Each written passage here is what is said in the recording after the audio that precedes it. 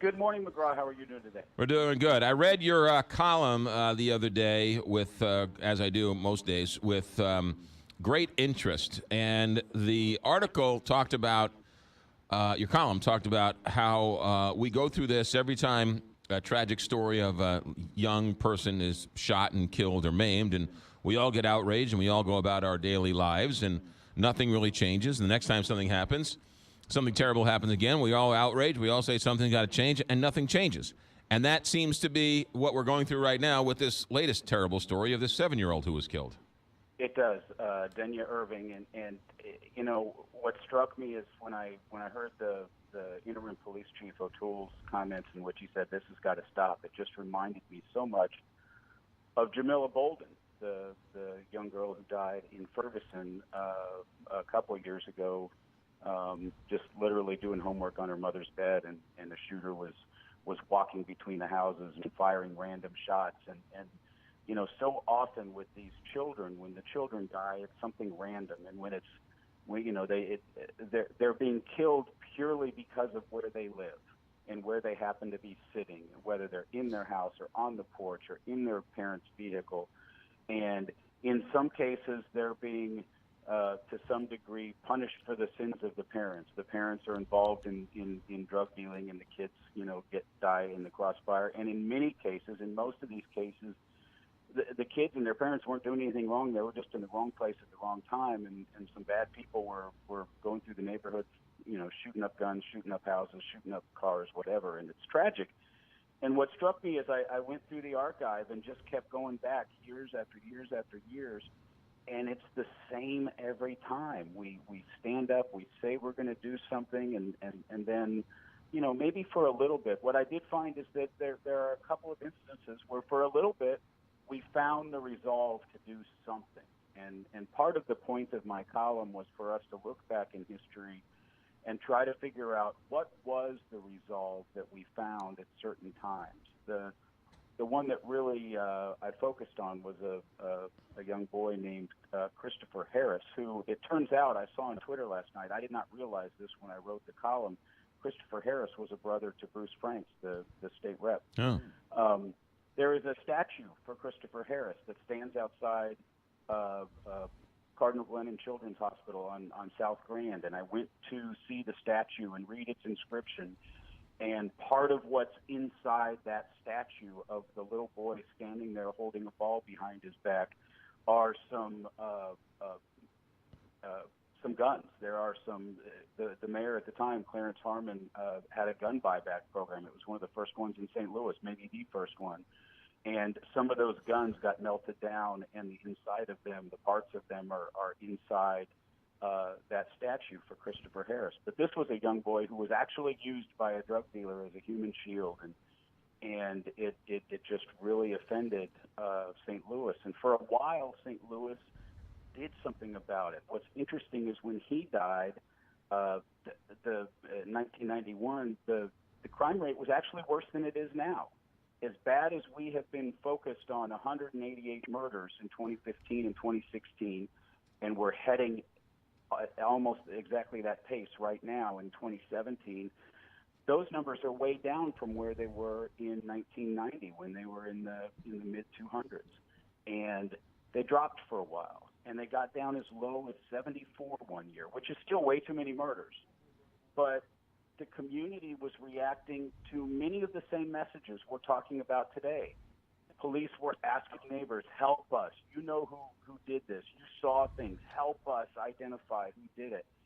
And that's an important message, but it's also a tough message because people who live in those neighborhoods, who are stuck in those neighborhoods, are scared for their lives because there's a lot of retaliation type killing in terms of witnesses in murder cases and that sort of thing. So it's not an easy problem. It's not as easy as more cops. It's not as easy as higher pay.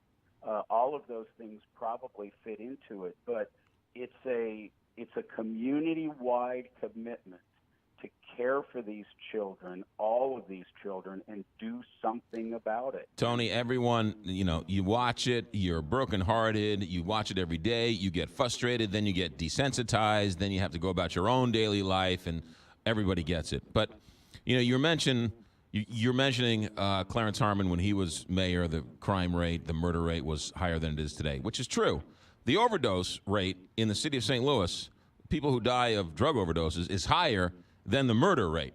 And everyone who looks at crime says we're going through a crime wave because we're in the middle of a drug epidemic and people are fighting for there's gang wars and routes and corners and everything else. And if you don't deal with the drug problem, you're never going to deal with the violence problem. Yep, and that is a problem. And yet they're all related. Our answer to the drug problem in the 70s was put more people in jail for a longer period of time. And then we created this culture of mass incarceration where now we have generations and generations of young black men and families in our city in which all of them have been in prison. And how is it possible for those children to be raised with fathers when we're putting them in prison? We're starting in, the school to prison pipeline. I mean, all of this stuff is related. All of this stuff is in a fabric. But no doubt the drug situation today, it's opioids and heroin. In the 70s and 80s, it was crack cocaine. I mean, it's those are all part of our overall problem that we have as a community. And at its core, Vervis Jones talks about this all the time, the former city comptroller, the father of Treasurer Tashara Jones. It's poverty.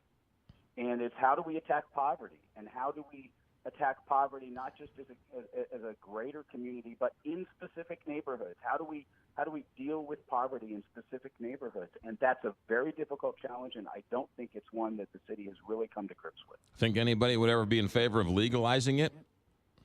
Well, there's plenty of folks out there. I mean, there's a lot of people talking about legalizing pot for sure. It's happening all over the country. I don't think pot is the drug that is the problem in our community right now. It's opioids, but I don't think there's an interest right now in legalizing opioids. There's an interest in passing a drug database in the state, becoming like every other state in the nation that has one, so that we can at least start tracking those drugs. Yeah, but that hasn't really solved the heroin epidemic in the other states. So it's not a magic bullet that'll somehow solve the problem here. No, it's not a magic bullet. Yeah. With these problems, there's no magic bullets. But it is a situation that some studies are showing is helping in some regard in other states, at least making it harder to get the opioids that then get people addicted, that then lead them to buying cheaper heroin on the street. But we have a drug problem. We have had a drug problem in this community for decades. It contributes to the gang problem that we have. We also have a gun problem, a huge gun problem in this city, in this state, and in this nation. That contributes. We have a poverty problem. All of these things contribute. And the silver lining, to the extent that there is one, is that when a child gets shot in this community, history shows we pay attention, at least for a little bit. Yeah. And we resensitize ourselves to the fact that children shouldn't be getting shot.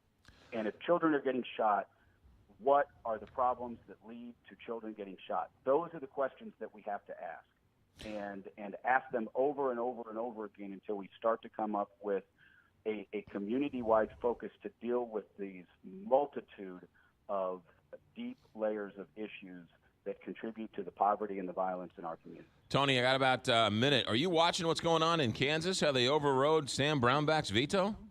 Yeah, the Rex Sinfeld plan is officially dead. And yet, look at this.